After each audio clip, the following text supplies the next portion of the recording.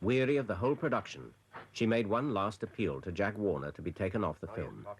He refused to listen.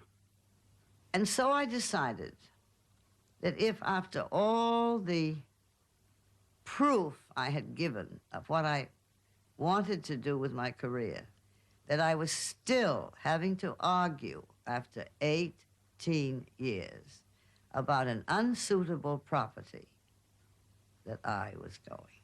That I just had to branch out because I had a 10-year more contract. So it did take courage to go. It would have been nice and easy, but that was never for me anyway, being nice and easy.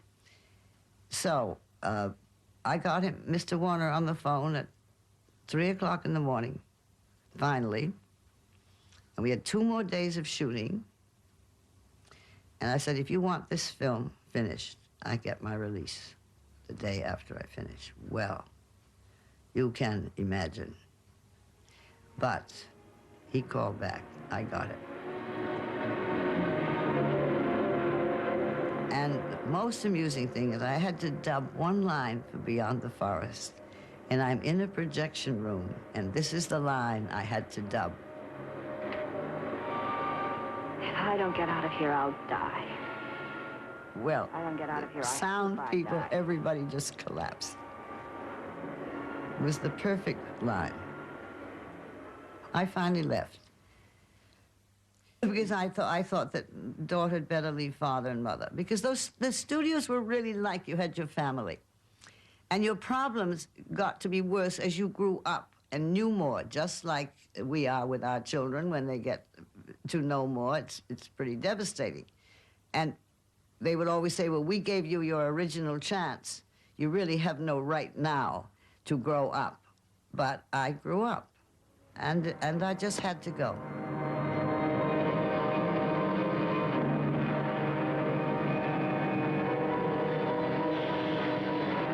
Beyond the Forest brought down the wrath of the critics in the worst reviews of her career.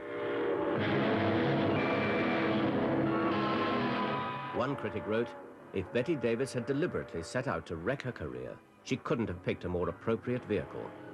Another, Bette Davis has reached that point in her career when it is prudent to pause, to take stock, to weigh future prospects against past triumphs. There had been many triumphs in her partnership with Warner Brothers. She had appeared in over 50 films and created a bewildering gallery of screen portraits.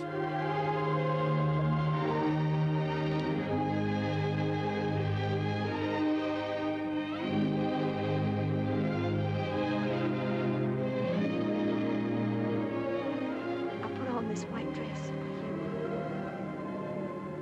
to help me tell you how humbly I ask you to forgive me.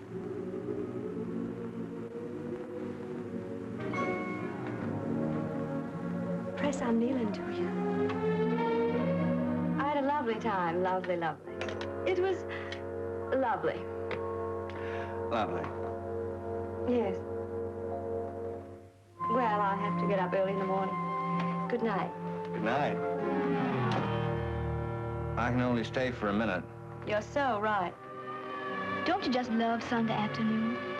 Everything quiet, nobody at home to disturb you. Mac, I've always wanted to ask you something. Have you ever killed a man?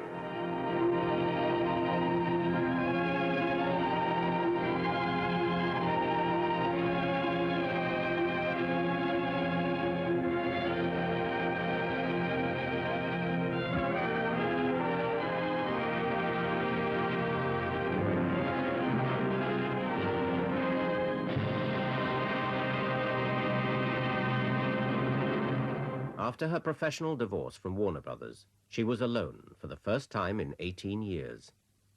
At the age of 42, and with a 2-year-old daughter, she divorced her third husband, William Grant Sherry. At this low point in her private and professional life, she was offered the part of Margot Channing, a theatrical first lady whose career is threatened by a scheming young girl. The film was all about Eve.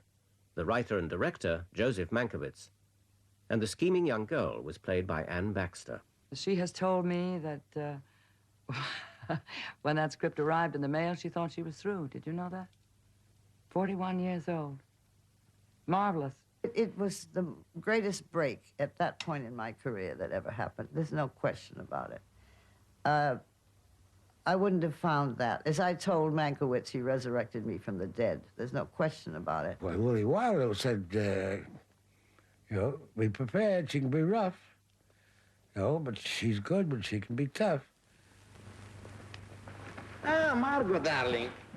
Edmund Goulding called me and said, dear boy, you're out of your mind. This woman will annihilate you. She will grind you to a fine powder and blow you away. She will come on the set with a large yellow pad and sharp pencils, and she will write. And having written, she will then direct. It's all over. What's all over? The audition. Eve read with Miss Caswell. Eve? Oh, how enchanting. However did you two get the idea of letting Eve read with Miss Caswell? Well, she's your understudy. Eve, my understudy? I had no idea. Oh, I thought you knew. She was put on over a week ago. It seems inconceivable. I'd never seen her backstage, but of course, with so many people loitering about, well, well. So Eve is not working for Max after all. Max, you sly puss. But we were thrilled because it was literate in the extreme. I mean, when do you have a script that you can read as you can read a play? For ye gods, that was fantastic. And to have had so much fun. You're supposed to be at one another's throats and cut the atmosphere with a knife and that sort of thing. There was nothing like that. Not only that, but Betty fell madly in love with Gary. And on top of everything else, love was in bloom. It was marvelous. In All About Eve, Merrill played Bill Sampson, theater director and lover to Bette Davis's Margot Channing. In July 1950, they eloped and married in Mexico. In a way, that should have worked, except she said to me, you know, that something peculiar happened, that he married Margot Channing, not Bette Davis, and she married Bill Sampson, not Gary Merrill.